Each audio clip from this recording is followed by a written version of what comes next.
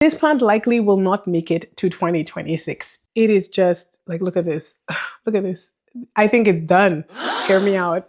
I know you're shocked. I think a lot of you would disagree with this entire list. All right, I know. The title is a little bit harsh, but there are some plants that were literally the worst this year. So in this video, I'm going to talk about the plants that aren't all sunshine and rainbows in my collection. No matter how much I do, no matter how much I try, I just cannot get these plants to perform for me. If these plants are thriving for you, please let me know and share all the tips that you have for them down below. And whenever I make a video like this, I always get at least one in the comment section who's like, okay, enough with the negative videos. I'm not trying to be negative. I'm trying to be real. These are my real experiences that I have. And my goal with my channel is not just share the highs. I also want to share the lows. I also want to share what I struggle with so that you can have as real of a glimpse as possible into what's happening in my collection and my growing experience. I have to state the obvious. Yes, I am a little sick and my voice is not the way it normally is. So I apologize. Please bear with me. Let's get into it. I have grouped these plants into two categories. One group is the worst. I couldn't work with them. They were just the worst plants for whatever reason. And then another group is the disappointments, the plants that I really expected more. I've heard a lot of people say great things about these plants in their collection. I've seen beautiful versions of them.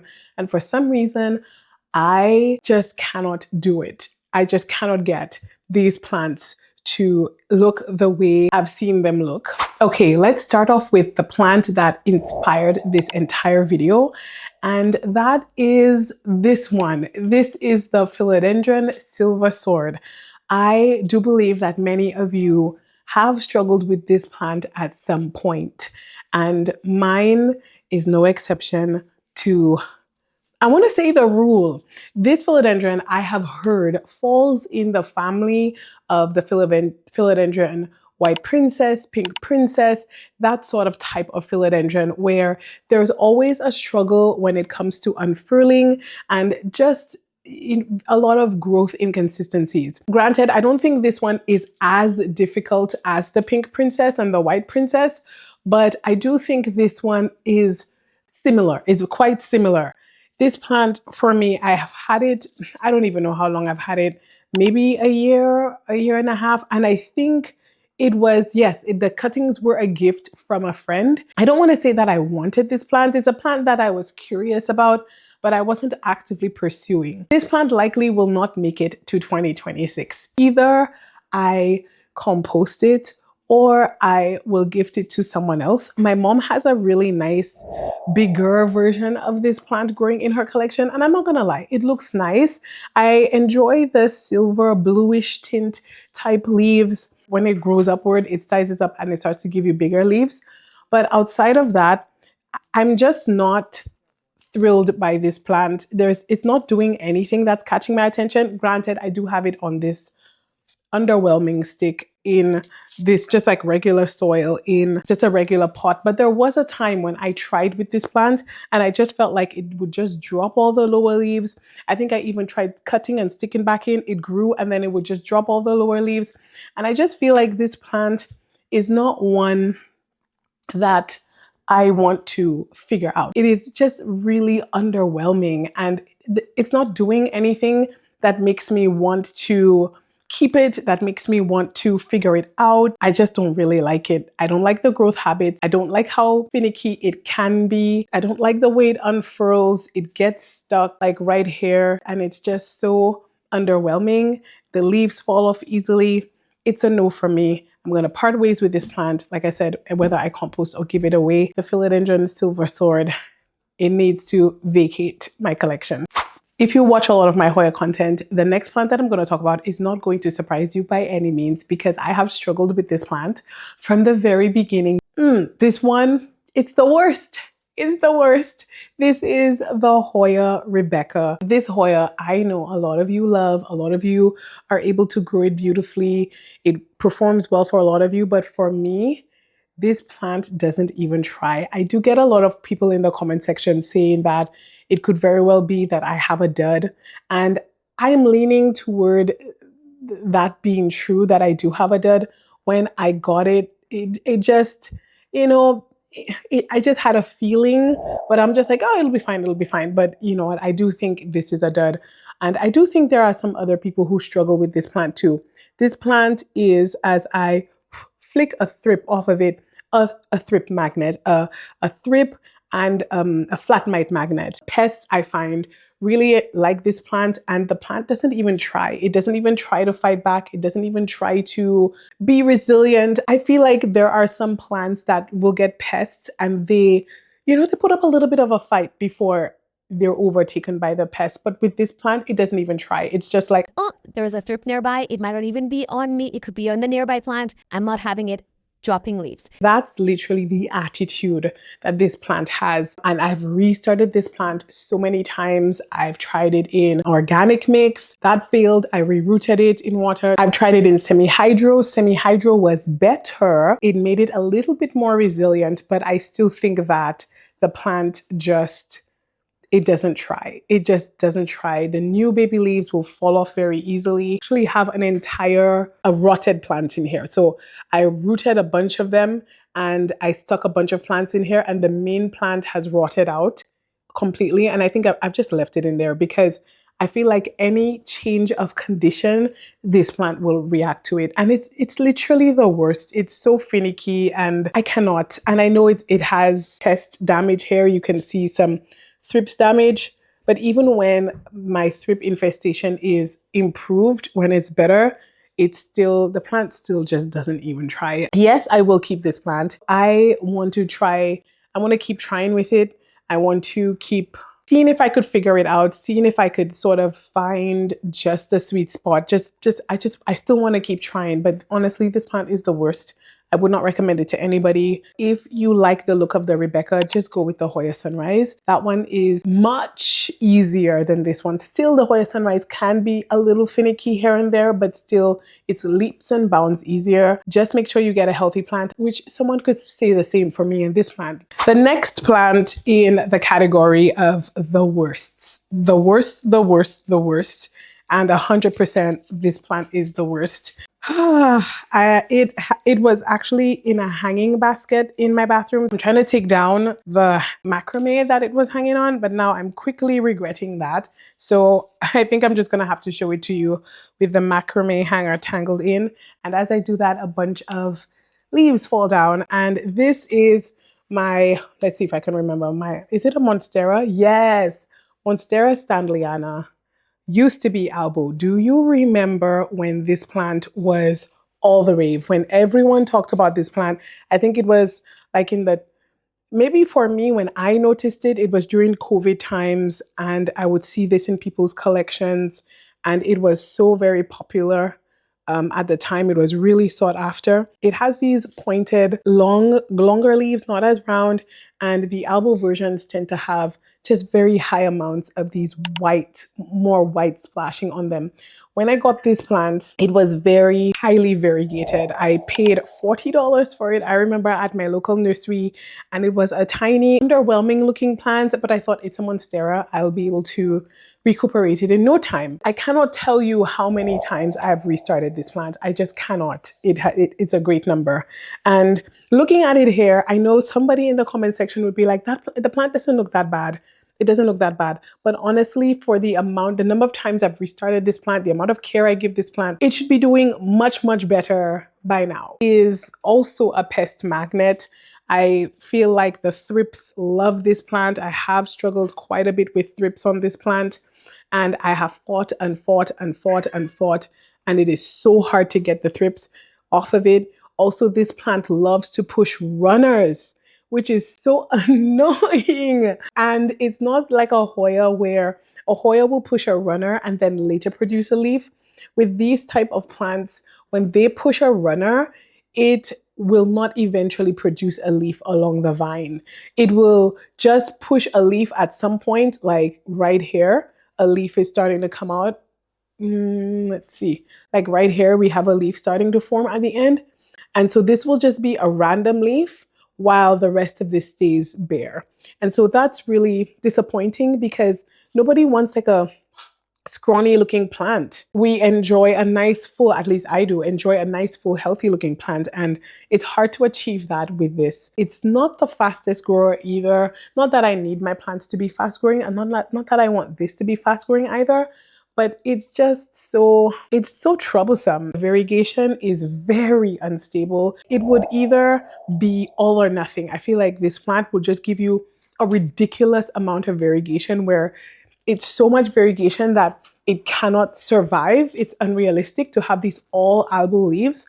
And then, or you get nothing at all. You get a bunch of nothing. And so, yeah, or like sometimes when you do get variegation, it's just this very, very, very little bit. And, you know, it's, it's a disappointment. Will I keep this plant in my collection? Yes, I will keep it. There's something about this plant. I feel like I have a little sentimental attachment to it. I still want to keep it. I feel like I don't mind having a small version of it. I'm very conflicted when it comes to this plant. It doesn't bring me a bunch of joy, but I don't want to get rid of it. That's the Monstera Stanleyana albo. So underwhelming. So disappointing. The next plant on today's list is one that I don't have with me right now because it's sort of very awkward, and where I have it situated, I don't want to move it. And that is the Rhaphidophora decursiva, or the dragon tail. Like some of the other plants on this list, at one point, some point or the other, they've been one of my favorite plants at some point in my collecting journey, which is why I had it or got it in the first place at all, because I saw beauty in those plants.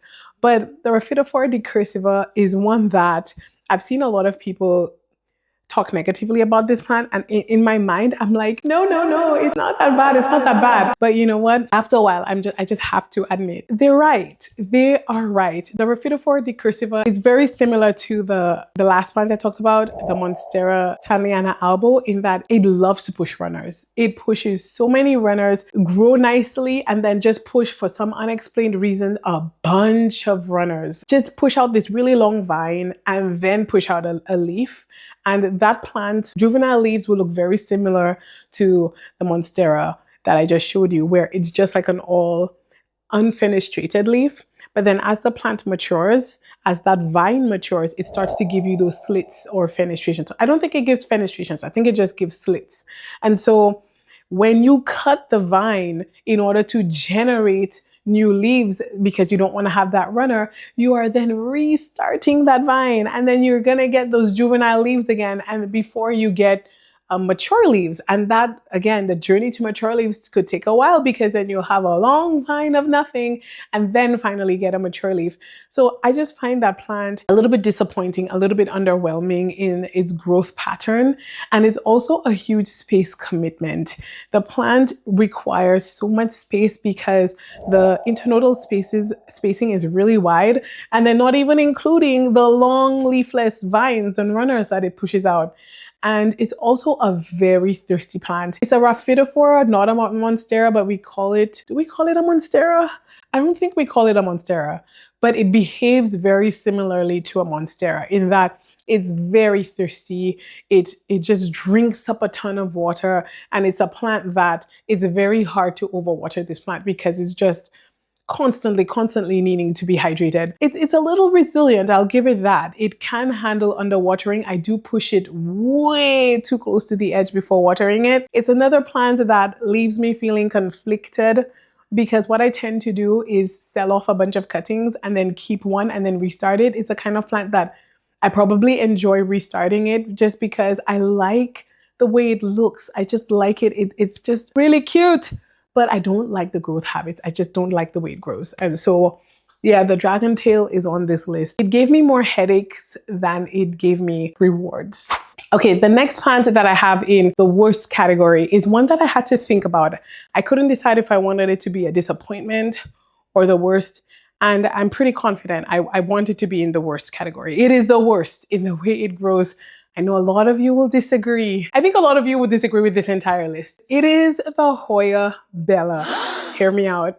I know you're shocked. I'm not saying to never own the Hoya Bella. That is not what I'm saying. I'm not saying that let's just stick with the first one. I'm not saying to never own a Hoya Bella. I'm not saying that I will never own a Hoya Bella. That's not what I'm saying.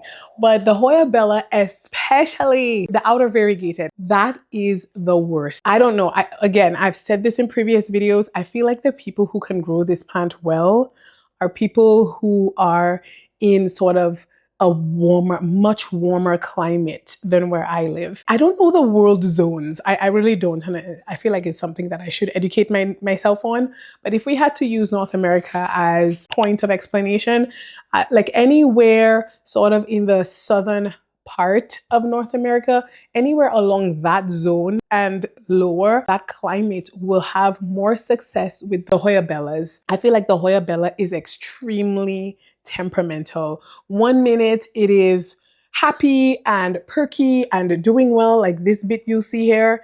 And then another minute it is floppy, it is unhappy, it's wrinkled.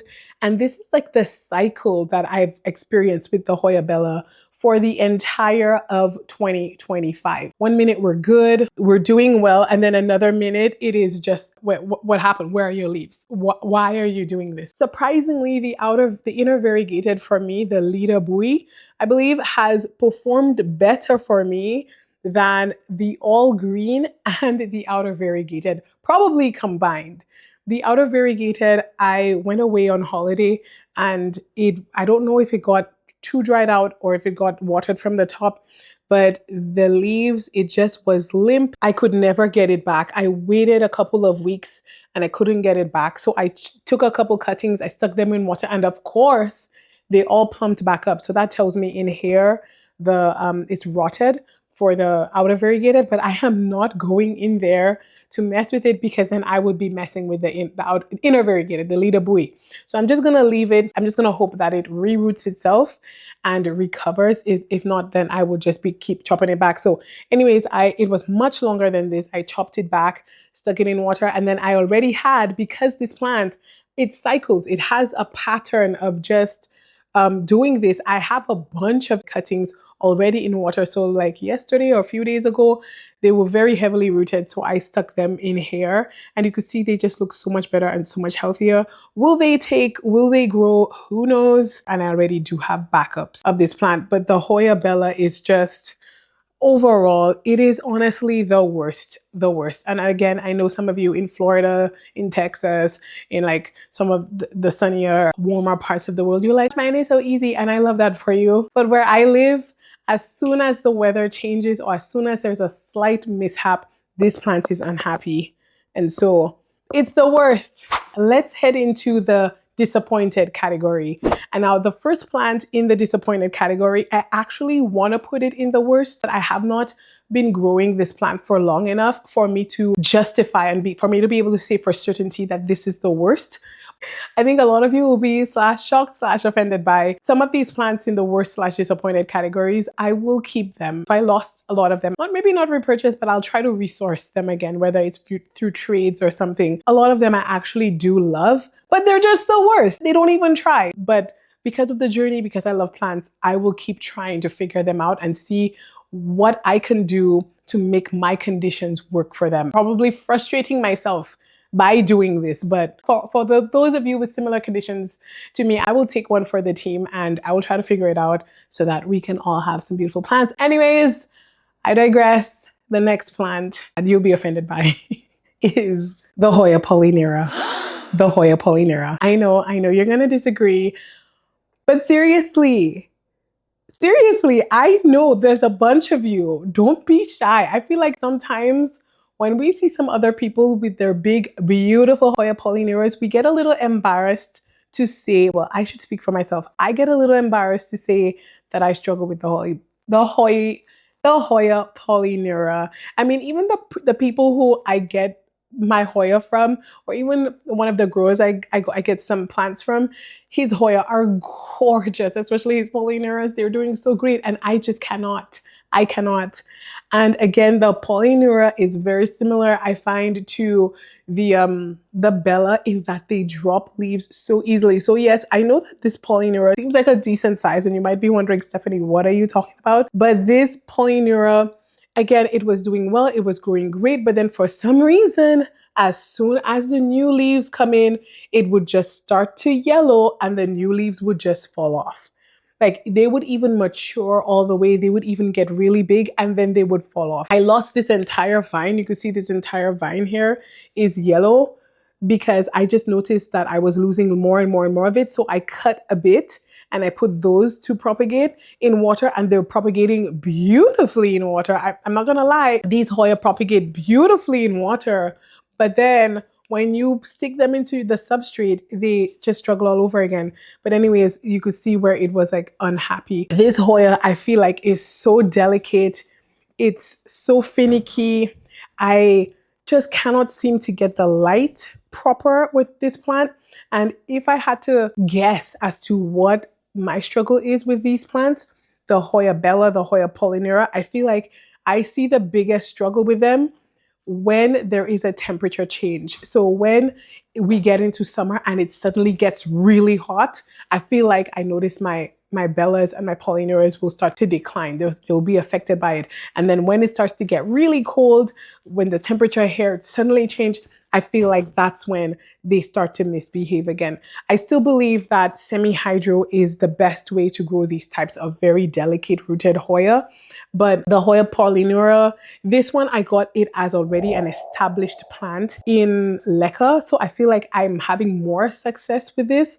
But every time I've tried the Brogay, I actually had a full-on plant, gave a cutting away or traded for a cutting or something like that, gave a cutting away. I lost my main plant. The person gifted me back a cutting and even that cutting is struggling. It will push out leaves and then immediately the leaves will die. I know that's also a sign of pests. I have been trying to spray and treat for thrips, but still, even with regular treatment, I still feel like it's more than pests. I just feel like they're so finicky. They're just so sensitive. That's the word I'm looking for. They're super sensitive and that's disappointing because I've seen a lot of people with big bushy ones and I don't know, it could be one of these plants that you just need to leave alone and neglect is how they thrive. So I don't know, but the Hoya Polynera is definitely on my list of disappointments when it comes to plants for this year. Another plant that I will also add, I just feel like my list is long. Another plant that I'll also add to the list of disappointments is the Hoya linearis. I got a Hoya linearis that was barely rooted and it had a little bit of a kerfuffle. A shelf fell on it. And ever since then, it struggled a lot. And I moved it, I switched substrates, I put it into semi-hydro, and it never quite bounced back. I just feel like, again, that's a plant that it's a little disappointing. I've heard a lot of people say that the Hoya linearis is so easy for them. I see, again, big, beautiful versions, but it's typically people who live in warmer climates, mid to southern part of North America area. And so I'm very disappointed. I'm not giving up. It's another variety that I do want to perfect. I do want to be able to grow it nicely. What I did is I took a couple cuttings, I stuck them into water. These are rooting. I checked on them this morning. Happily, they're rooting. But anything that I had already in pond, they're croaking fast, really, really fast. Okay, two more plants to talk about. I'm sure there's someone out there who's having similar experiences because with the next plant, I've heard a lot of you talk about it, and it is the Hoya compacta, like variegated, just any of the variegated ones, whether it's the inner or the outer variegated, the variegated compactas. Now, I know that the all green, or I shouldn't say I know, I've heard that the all green is super easy. I've seen big, beautiful, lush versions. And typically a plant that's the all green version, it tends to be the easier. The variegated ones are the ones that are a little bit more finicky. And so the Hoya compacta, I don't have an all green one, but I've been trying so hard with the monoloa, the inner variegated, and then the outer variegated one. Oh my goodness, I've bought the outer variegated twice. I've bought that plant twice and it's so slow.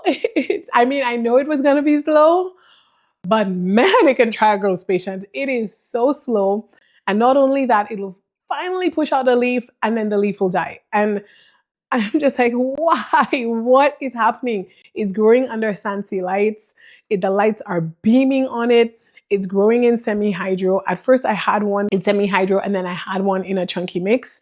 And then I was going to repot the one in semi-hydro and I decided I'm just going to put them together. And so I did that recently, I want to say last month. So it hasn't entirely croaked, thankfully. Still trying to push out a new leaf and then losing that leaf. So I don't quite know what I'm doing wrong with that plant, but I've heard of some of you struggle with that as well. I've heard some people say, don't put it into a self-watering pot. I do agree that if an organic mix in a self-watering pot is not the best combination, it keeps the soil too wet. It looks a little bit better in semi-hydro in a self-watering pot, but again, it's not recovering quite well. So that's a major disappointment for me. All right, so I have one more plant left to talk about on today's list. If you're still here with me, thank you so much for still being here with me. It's a disappointment because I love this plant. It started off like I didn't love it, and then I love it, and then it started to struggle.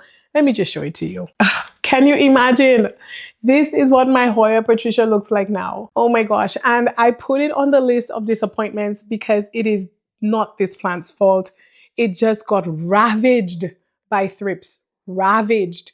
And no matter what I did, I've treated this plant a number of times with beneficials, sprayed it over and over and over and over and over. I have done so much. This plant used to be full and blooming constantly, but it just is not recovering. So this is my last time featuring it as one whole plant on my channel because soon I am going to chop it up and just restart it from a couple of cuttings.